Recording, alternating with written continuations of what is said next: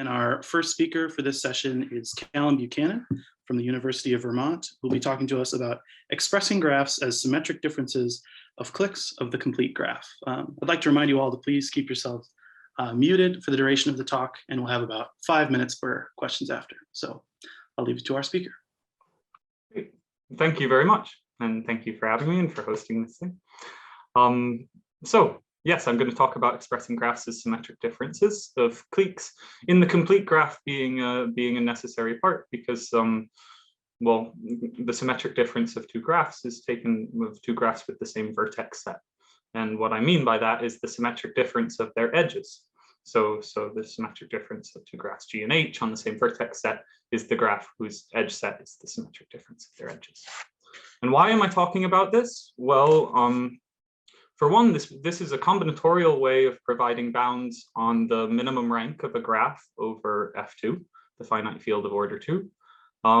It's also equivalent to some other algebraic notions of graphs, expressing graphs as matrices, known as faithful orthogonal representations over F2. And thirdly, it's fun. It's a fun game to try and minimize. So, oh, here we are. So we're going to start with any finite simple graph on n vertices. And I claim that we can always express that graph as a symmetric difference of cliques in the complete graph. And the reason I claim this is always possible is that a single edge itself is a clique, and we can build a graph as we can express that graph as a collection of edges, individual edges on its edge set, whose symmetric difference builds our graph. So, for instance, we can take the collection of pairs of vertices which are adjacent in our graph. For instance, we build one edge, two edge, three edge in the star here, but we could also build it in two cliques by using a complete graph and then canceling out these edges with a triangle. And I'm going to name this strategy for building a graph the star strategy, because it works for any size of a star. No matter how many leaf vertices you have, you can build it in two cliques using a complete graph and the clique on all of the vertices except for the center vertex. Okay, so, and I haven't proven to you that we can't do it in a single step, but it's pretty clear that a star is not a clique, and the only graphs we can build in one step are cliques. And so our question is, what's the minimum cardinality of a collection of cliques whose symmetric difference builds our graph? I'm going to have some terminology here. A clique construction is one of these collections of cliques, or a collection of subsets of the vertex set in which a pair of vertices U and V are adjacent if and only if they appear together an odd number of times in our set, in our collection. So they appear together in an odd number of sets in our collection. The minimum cardinality of a clique construction of G is the clique build number, denoted C2 of G. And I'm using this terminology not for lack thereof. As I said, this is equivalent to an algebraic way of expressing graphs, but I think that this generalizes in ways that notion doesn't, and I also think that this is combinatorial in ways that notion isn't.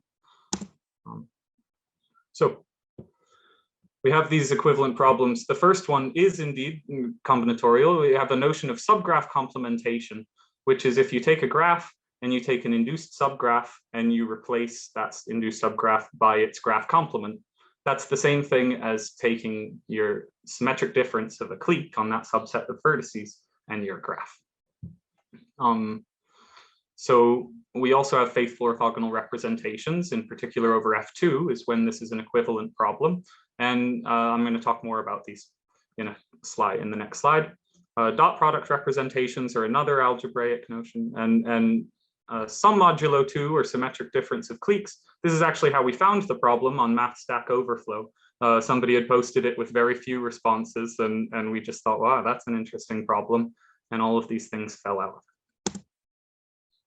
So what is a faithful orthogonal representation of a graph?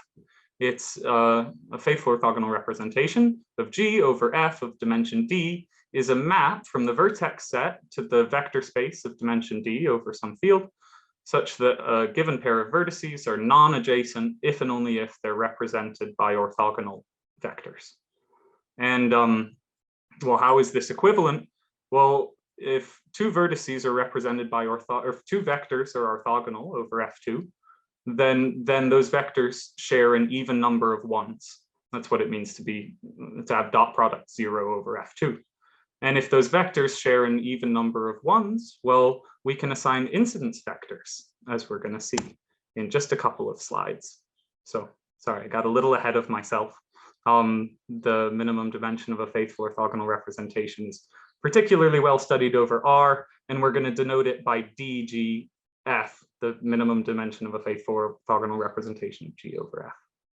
And over F2, this problem's equivalent to clique building. So if we assign, I should have said this first, we can assign incidence vectors given a clique construction of our graph with entry I equal to 1 if the vertex is in the ith clique and 0 otherwise. And now 2 of these incidence vectors are going to share an even number of ones if and only if those vertices appear together in an even number of cliques, if and only if they're non-adjacent. So we see that these are equivalent problems. 2 vertices appear together in an even number of cliques, if and only if they're represented by orthogonal vectors. And we can go backwards. So if we have a faithful orthogonal representation, we can just treat them as incidence vectors for a clique construction and obtain a clique construction of our graph like that. And so there are a few bounds that have been proven on the minimum dimension of a faithful orthogonal representation over F2. And from these upper bounds, we directly get upper bounds on the clique build number. So it's known that for any graph which is not a path, the minimum dimension of a faithful orthogonal representation is n-2. I'll note that that's for any graph which is not a path. Paths are actually notoriously difficult to build with clique building. And it stumped us for a while, but we couldn't figure out a better strategy to build a path than edge by edge. And as it turns out, there is no better strategy to build a path than edge by edge, but for all other graphs, we can do better. And we get this as just a direct corollary from this equivalence. On the other hand, we've proven new upper bounds on the clique build number, and this gives us new upper bounds on the minimum dimension of a faithful orthogonal representation over F2. And we use the star strategy. So if we have our theorem, one of our theorems is for any graph G with vertex cover number tau of G, the clique build number of G is at most 2 times the vertex cover number of G. And this just comes from the star strategy and the fact that a vertex cover is a set of vertices which spans all of the edges of our graph. So if we order the vertices in a minimum vertex cover, and we just take them one by one, we can build all of the edges which are adjacent to the first vertex in 2 steps using the star strategy. We can use the remaining edges which are adjacent to the second vertex in 2 steps using the same strategy. And as we go down the line, by the time we get to the last vertex, we use at most 2 steps for each vertex, and we get this upper bound. Okay.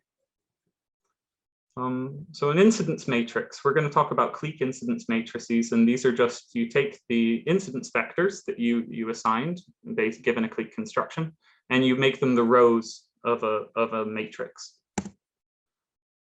And I'm going to note that because these are equivalent to faithful orthogonal representations, if we take this matrix times its transpose, that an off-diagonal entry of that matrix is going to be 0 if and only if the corresponding vertices are non-adjacent. That's because non-adjacent vertices are represented by orthogonal vectors, and you get the ijth entry of m times m transpose by taking the dot product of those rows. So let me give an example to clear all of these things up. Let's go back to our K13 here, our star on 4 vertices, and our clique construction, which is the complete graph and a clique of size 3.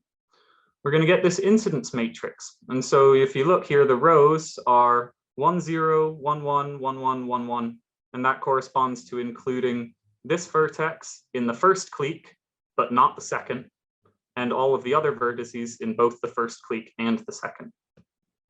And if we take this matrix times its transpose, sure enough, its off-diagonal zeros match the adjacency matrix, right? So this is kind of interesting. This is how we get our relationship with minimum rank, is that this matrix looks a lot like the adjacency matrix of K13, except for the diagonal. What's going on the diagonal? Well, let's find out. So the minimum rank problem. This is the last bit of my introduction before I get to our main results. An n by n matrix A over F is said to fit a graph G if the off-diagonal zeros of that matrix precisely match those of the adjacency matrix of G. And the minimum rank of G over F is the minimum rank over all matrices with entries in F which fit G, denoted MRGF. And, well, what we just saw was that if we multiply one of these clique incidence matrices by its transpose, we get a matrix which fits our graph over F2. And moreover, it's kind of a basic fact from linear algebra that the rank of a matrix times its transpose is no larger than the rank of that matrix itself, which of course is no larger than the number of columns in the matrix. And so we obtain this bound that the minimum rank of a graph over F2 is less than or equal to the clique build number. And this is great because we could find all kinds of upper bounds for the clique build number by finding constructions like the star strategy and these things. But we didn't have so many lower bounds. And although the minimum rank problem is not solved, it does give it, it is solved for trees and forests. So we've solved our problem respectively, but unsolved for some other graphs.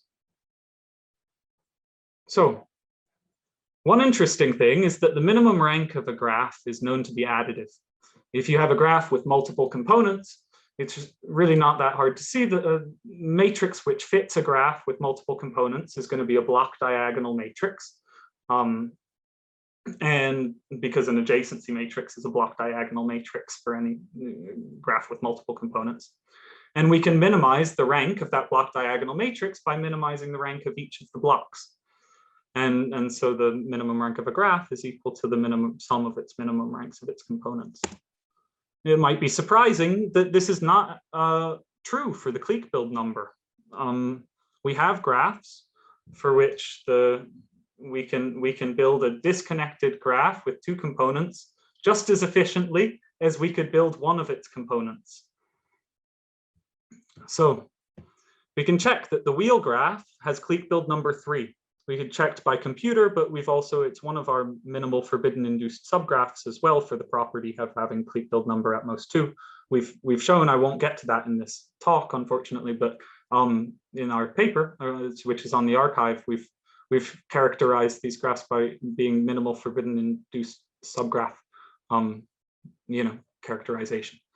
So I won't quite get to that, but still, the clique build number of our real graph on 5 vertices, this one right here, is 3. And the clique build number of a single edge is 1.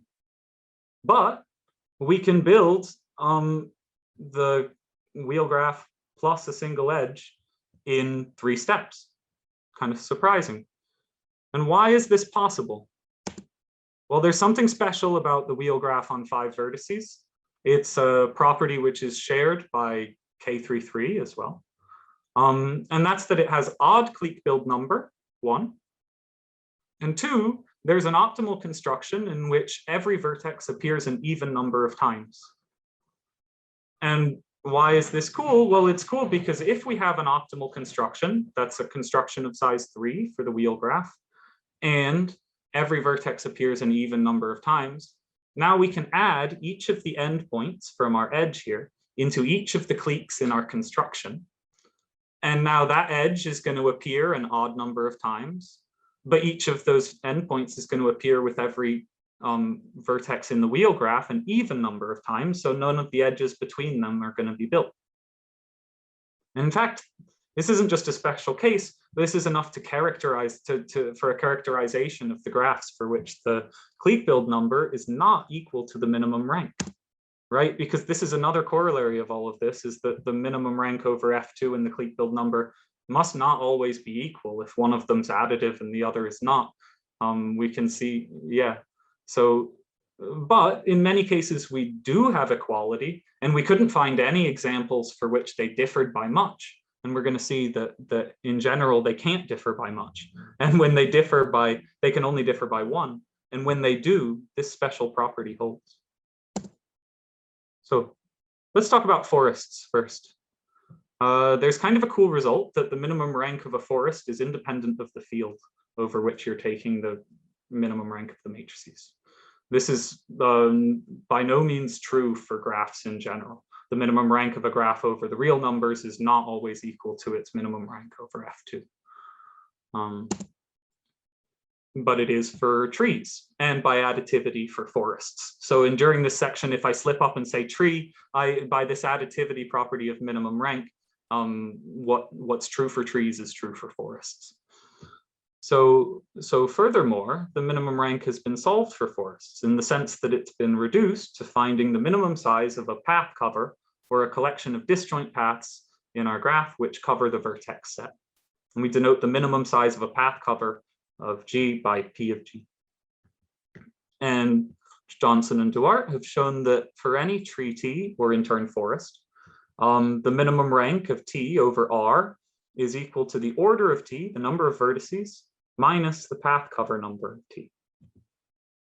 And by this top result here, this is also true for the minimum rank of a tree over any field. And by additivity, it's true for the minimum rank of a forest over any field. And so we have this theorem. For any forest G and field F, the clique build number of G is equal to the order of G minus the path cover number of G, which is equal to its minimum rank over any field. And I'm going to give you a little idea of the proof of this theorem. So, I've just got a few minutes left, so I'll be quick with it. But the proof basically comes from, we have this lower bound from the minimum rank. And so we now know that the minimum rank of a forest, or this T should be a G, or the order of G minus the path cover number of G is less than or equal to the clique build number of G. We also have an algorithm, thanks to Hogman and Johnson, for finding minimum path covers of trees. And using this algorithm and our star strategy, we're able to show that the most efficient way to build a tree is to use a star on each of the high degree vertices and individual edges on the rest. So let's see just a little example. The algorithm goes something like this. If your tree is a spider, or as I was mistakenly calling it before, a generalized star, I guess it was pointed out they're spider graphs. That is a star with some edges subdivided. We'll take a maximal path through the center of the star containing the high degree vertex, and then just take all the remaining paths that you get from that. Otherwise, we're going to pick off pendant spiders from the outside of our tree one by one, and this is how we're going to obtain an optimal path cover. So here's an example. Here's a tree. We're going to take some pendant generalized stars. Let's say we take our purple one first here. So our path cover algorithm says to take the maximal path through the center of this spider, and then just take each of the remaining bits of the path for our path cover. So this is the path cover we get from the algorithm. And now you can kind of see that if we build, so there are two edges coming in and out of each high degree vertex. And we can build all of the edges adjacent to each high degree vertex in 2 steps using our star strategy. And then we'll just go along and build each of these other ones one by one. And that turns out to give us an optimal construction. Calum, we're about at time. So if you don't mind, we've got to move on to the next talk, but everyone, that's just fine. All right.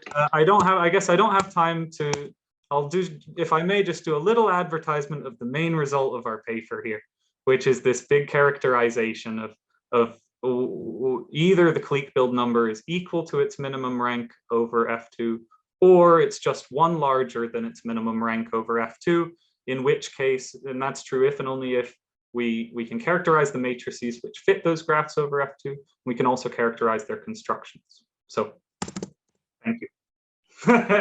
Okay, everyone, let's thank our speaker. You can unmute yourself and clap or give a little Zoom react. Thank you so much. That was a great talk.